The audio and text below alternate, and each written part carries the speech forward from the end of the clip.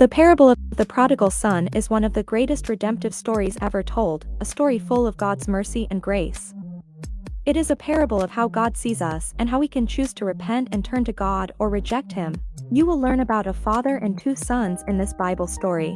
While the eldest son stayed home and worked hard for his father, the youngest son ran away with his inheritance and spent it on foolish things. And this story has a simply incredible ending that serves as an example for our lives to this day. So get ready to learn this sensational parable and how to use it as an example in your life today. So let's go.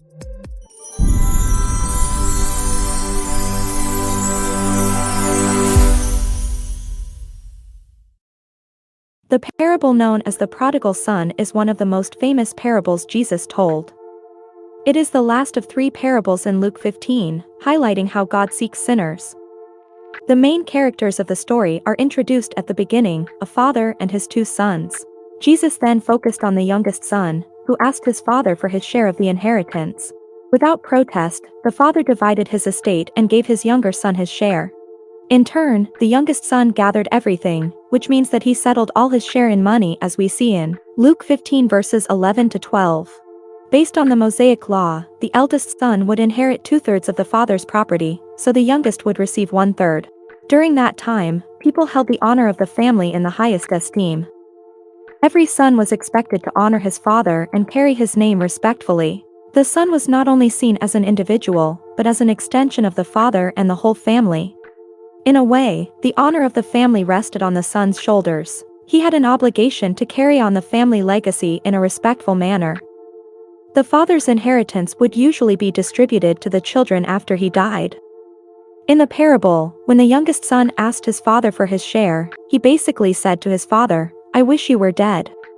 Then the son brought further dishonor by receiving his share of the inheritance. At that time, the father was entitled to the entire inheritance, which consisted of much more than money. The inheritance was all the land, cattle, and other assets that belonged to the family. A son could be given responsibility for his share of the inheritance, however, the father still received the profits while he was alive. What the youngest son did would be unthinkable in the eyes of the Jews. By cashing out his share, he destroyed 1/3 of his father's profits for his own selfish gain. Worse yet, this was more than a father's rejection. It was also a rejection of the entire family lineage and its generational care for the heritage. The son was expected to use his share of the inheritance to build the family's future. Such dishonor would have infuriated Jesus' audience and would have been a flagrant violation of the third commandment. Exodus 20 verse 12. After the son received his money, he went to a foreign country and used his money for a sinful, self-indulgent life. Money ran out and famine hit the foreign country. In a desperate attempt to survive, the son offered his services to one of the citizens who commissioned him to feed his pigs. Luke 15 verses 13 to 15. This would be another shock to Jesus' audience. Jews did not eat pork because pigs were declared unclean according to the law, Deuteronomy 14 verse 8. As a result, the average Jew would want nothing to do with pigs. While feeding the pigs, the son wanted to eat their food because no one would give him anything, Luke 15 verse 16. By this time, in the eyes of a Jew, especially Pharisees and scribes, the son would have become the most impure human being imaginable. He destroyed his relationship with God, his people, and his family. There was no hope of redemption in the legalist's mind. In his desolate state, the son came to his senses and realized that his father had enough food for him to survive. The son returned home with the plan of asking his father to hire him as a servant, thinking that he no longer had the right to be recognized as a son because of his reckless rebellion. When the father saw his son, he did the unthinkable. He welcomed his son back with ecstatic joy and celebration, and ran to find his son while he was still a long way off, Luke 17 verses 17 to 20. The father kissed the son and gave him 3 items of importance: the best tunic, which was only given to honored guests.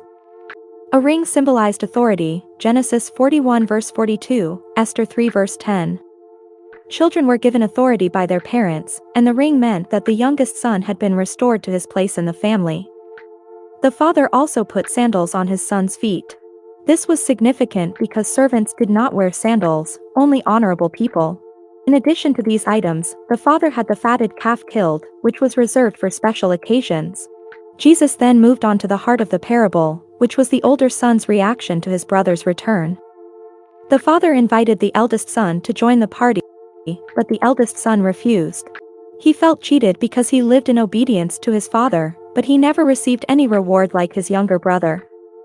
The father then responded with tender words that conclude the parable, "Son, you have always been with me and everything that is mine is yours. But we had to celebrate and be glad, because this brother of yours was dead and is alive. He was lost and is found." Heavenly Father's love is unconditional and we will never be helpless. We must also learn to be more generous and welcome with open arms that brother who, for some reason, went away, but who is now returning. However, those who think that God, in the figure of the Father, has the power to always spare us from pain are mistaken. In the parable, the father could have forbidden the son to leave with his share of the inheritance, yet he still allowed the youngest to go his way, even though it would later cause him suffering.